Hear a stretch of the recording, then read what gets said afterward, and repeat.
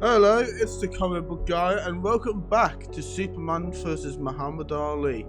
In the last issue, it was the big fight, Superman vs. Muhammad Ali, and it was a brilliant fight, but surprisingly, Muhammad Ali won, kicked the absolute crap out of Superman, because Superman didn't have his powers, it was under a red sun. So yes, Superman lost, Muhammad Ali won. And that means Muhammad Ali has to go against their champion, Hun'Ya. And I'm guessing, hopefully, we'll see that in this part. Will this be the last part? Probably not. There'll probably be another 1 or 2 parts. But let's see what happens next. Main event. A setting sun casts scarlet rays on this planet. 20 hours have passed, and on Bodna, a stadium once again fills to overflowing. Like a titan, Hun'Ya strides to the ring. A roar from the crowd rises to greet him. They know a champion when they see one. Weigh-in. A reporting of the official weight of Hun'Ya will have to wait. He's just broken the scale. Actually, between you and me, folks, I doubt that Ali wants to know his weight. Muhammad Ali pauses a long moment before he steps into the ring, as though gathering himself. There's no doubt about this, folks. It will be a battle of champions. Even so, you may ask, why are we here? Why is every man, woman and child on earth watching this fight? Why is every world leader glued to his television set? Why even are the leaders of 1,000 worlds watching in deadly earnest? Leaders, beings who have very little in common with us, along with beings who have nothing in common with us. Why? Because all thinking beings have one thing in common: the instinct to survive. And that's why we're here, because otherwise we don't survive. You non-earthlings out there have been sold what we call a bill of goods. You've been told by the most powerful planet in the universe that we Earthmen pose a threat to all civilized worlds. Wrong. On Earth we don't show our good intentions by fighting with our neighbours, but by showing what good friends we can be. So please, don't judge us when a gun is held to our heads and we're forced to fight to survive. Meanwhile, folks, back here at the ranch, what the? Lois Lane speaking. Our announcer Jimmy Olsen seems to be at a loss for words. As well, he might be. What we're witnessing here is something totally unexpected by anyone. A strange, ethereal, though definitely feminine form is slowly descending to the center of the ring. She is supported by some sort of diffuse glow. Great Caesar's ghost. No ghost, Perry White. Not Caesar, though I did observe the various Caesars of years gone by.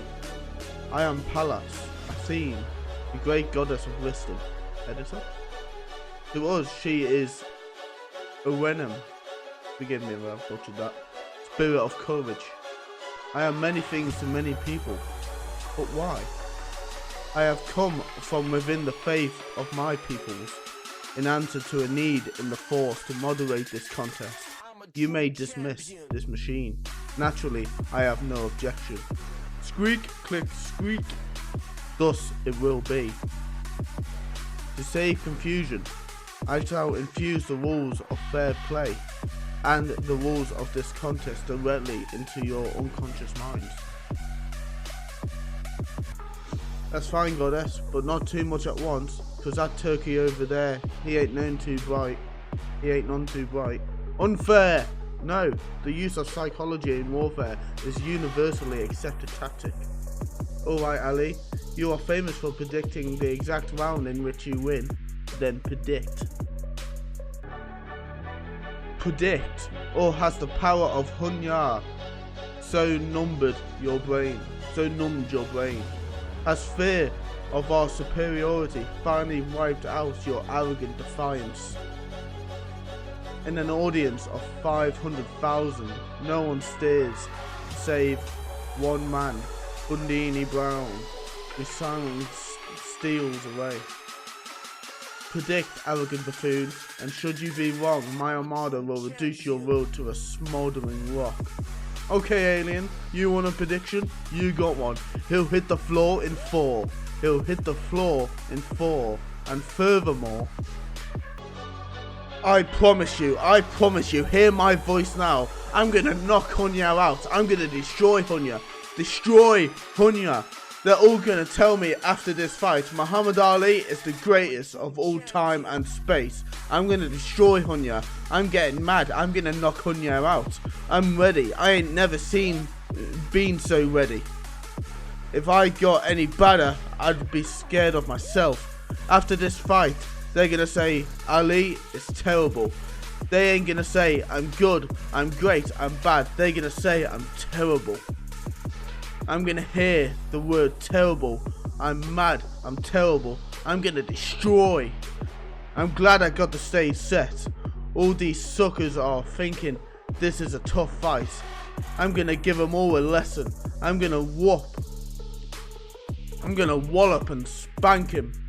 I'm the greatest, I'm the king. Let's see through here and turn left. Through near deserted corridors runs Bundini Brown, as though he were following an old jogging trail. Normally, there'd be a lot of folks here, but they're all watching the fight.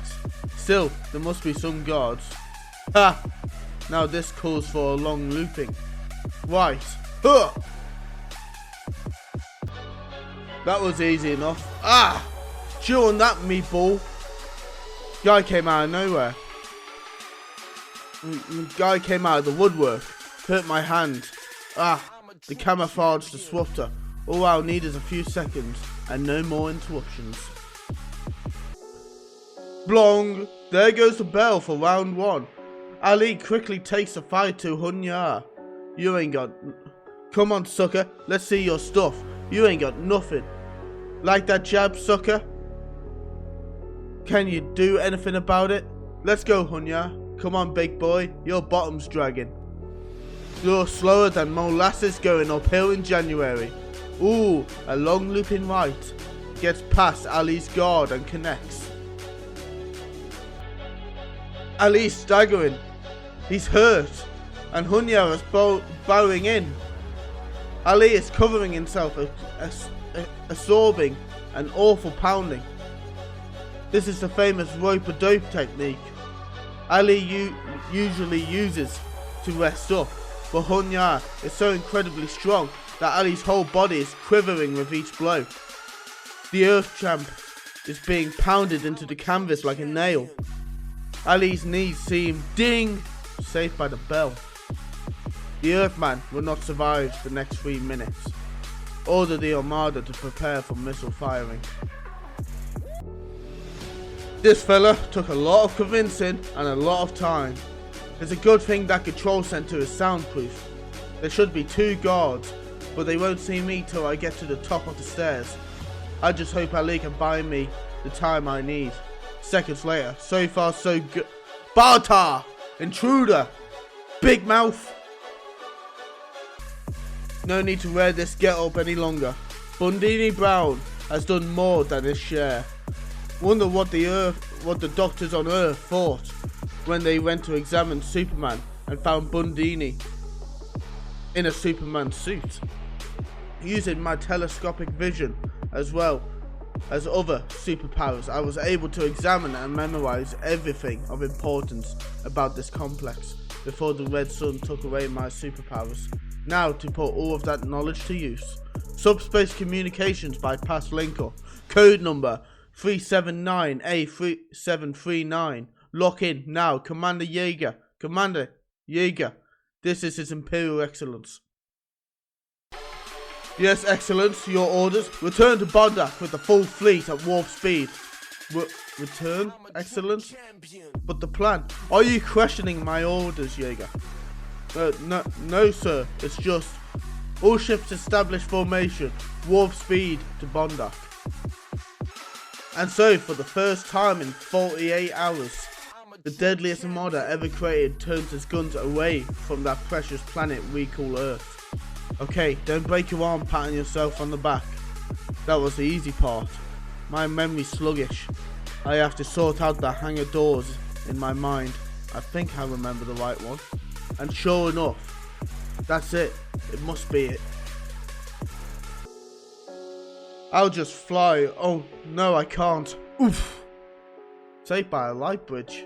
I almost killed myself. A lifetime of having superpowers has ruined me for this sort of thing. This is the ship. And there's the pilot. Too busy to notice me. As Luther once said, this is going to be like taking candy from a baby. 1, 2, 3. The ref is beginning to count. He'll take the full count. Ali's hit again. He's down. Ali is down. Ali is getting up. He's standing. But that's it. He has no steam left. Ali looks as though he has lead weights attached to his arms, while Hun'Ya looks fresh and rested. The bell sounds, the end of the round, but Ali is still in there slugging. Wait a minute. Emperor Ratlaw is moving down toward Ali. Ali, I have an announcement, or rather a proposition. Obviously you are about to be beaten senseless. Therefore, according to the terms of our agreement, missiles will rain on Earth. Don't be so sure, sucker. Hence, I offer you an alternative. If your government agree to deed the peoples of Earth to us as our slaves, we will spare them. There is no other alternative. Slaves? Everyone? Yes. No! There is another choice, sucker. I can whoop him. We can only guess at the thoughts that stir Ali's soul, but plainly, he has been touched. Plainly, he is driven to a capacity beyond that of ordinary humanity. Some glimmer of what he has caused filters through to Emperor Ratlaw's stunned senses. Is there the barest possibility that Ali could win? He wonders possible yet. This is His Imperial Excellence, Commander. State the condition of your preparedness. Proceeding to Bondak at warp speed as ordered by your Imperial Highness. What? What? Returning? Fools, go back! Speed back to Earth and destroy Earth. I don't know what game you're playing, Commander. But my console here has a button that can detonate your ship in an instant. And I will, unless you go back and annihilate the Earth. But, yes sir. Fleet wheel. If you were a visitor, if it were possible to be a visitor on Jupiter, and you were somewhere, say, on that famous red spot, and had a fairly possible telescope, you will be one of the few beings in the universe to see the full battle fleet of Bondak in a 180-degree turn executed without error. Their mission, which they expect to accomplish with the same precision, is not too easy to appreciate.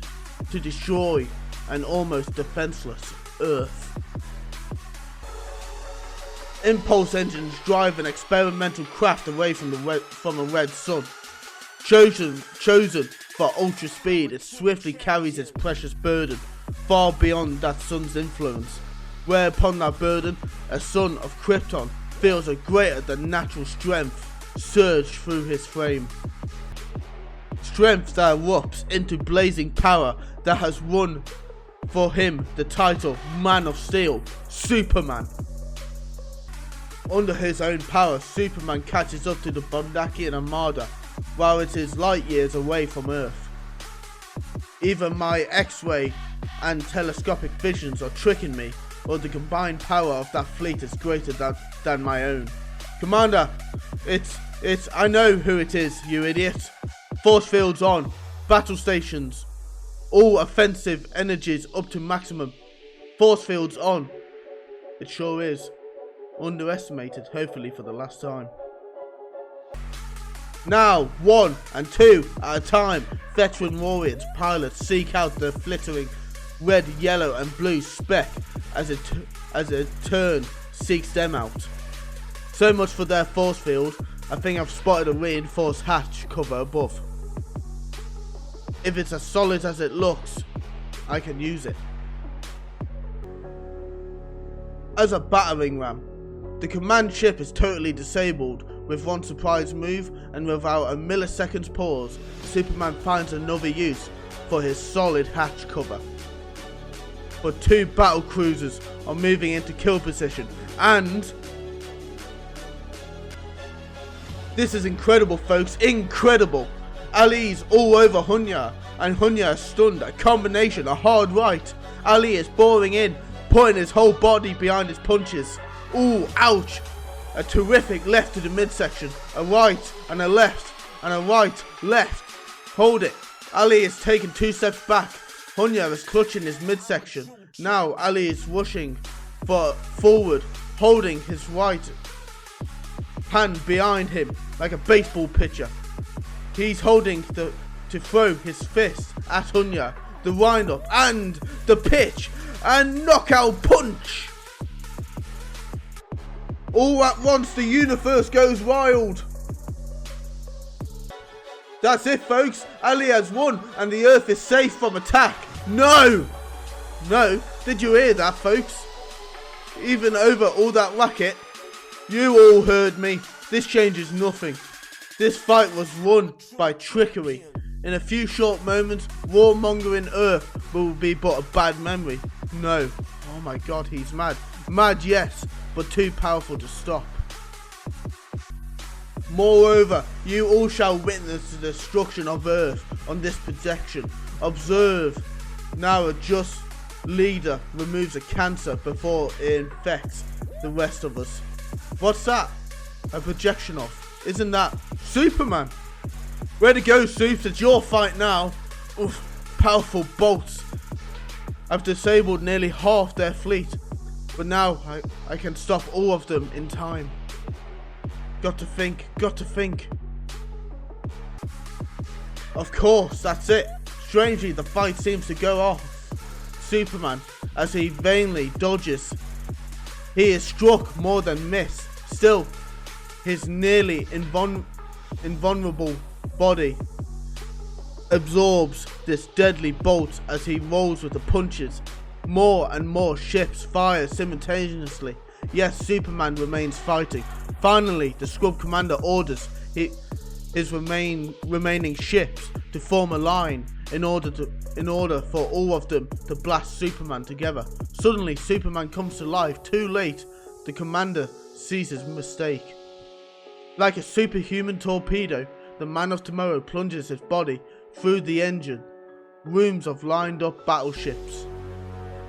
By all the laws of nature, sound cannot be heard in space, yet in time, this one scream of agony and determination willing from the depths of a being who will not lose his adopted home, even through he die, is heard throughout the galaxy.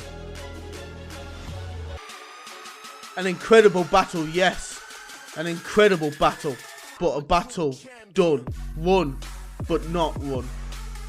And Earth's most devious weapon, Superman, is spent as good as dead.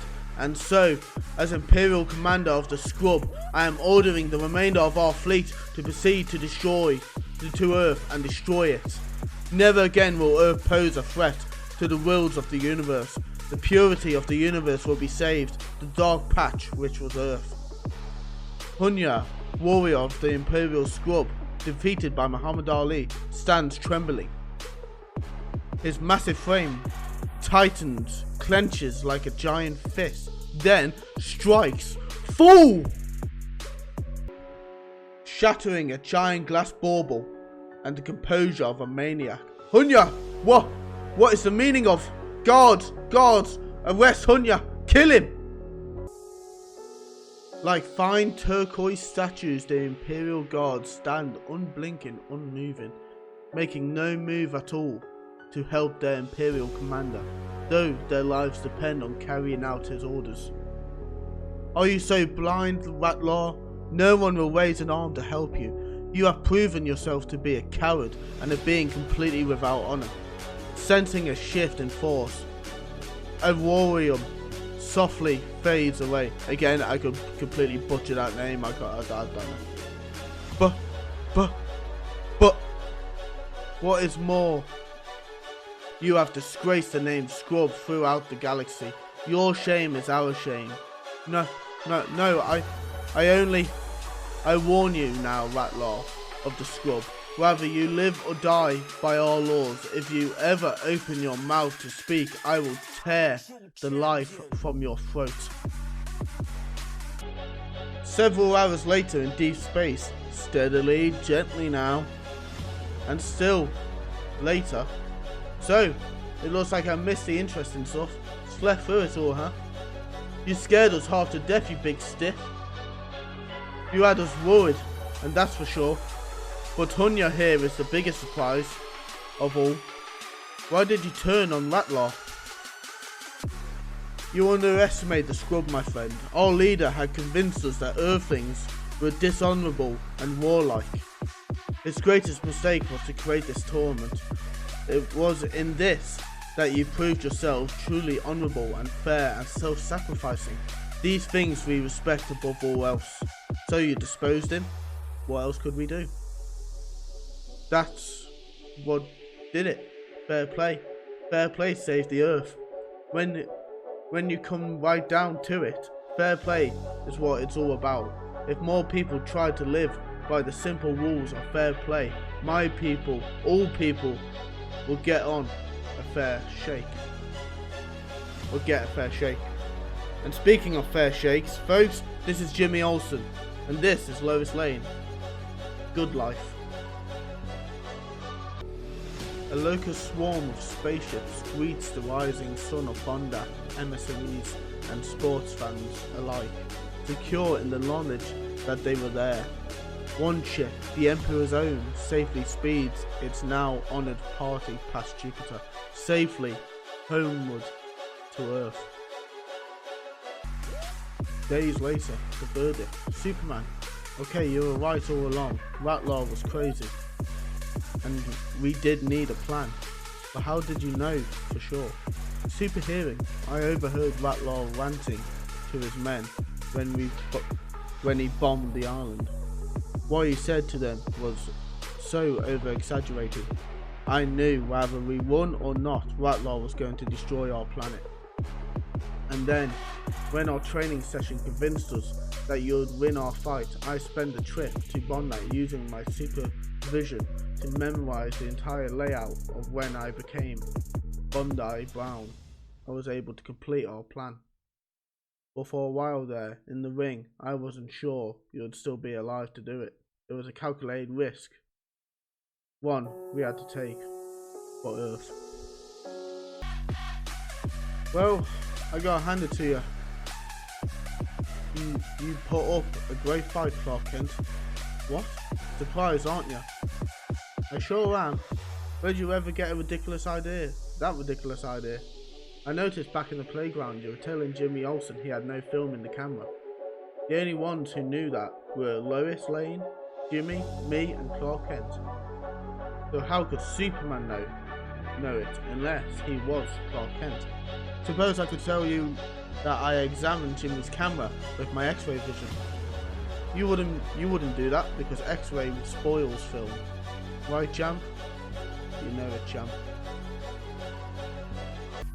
Superman, we are the greatest. And that's it. That's the end of Superman vs Muhammad Ali. Quite a good bloody comic, to be honest. Muhammad Ali held his own against, what was it, Hun'Ya? The what are they called again? Scrubb champion.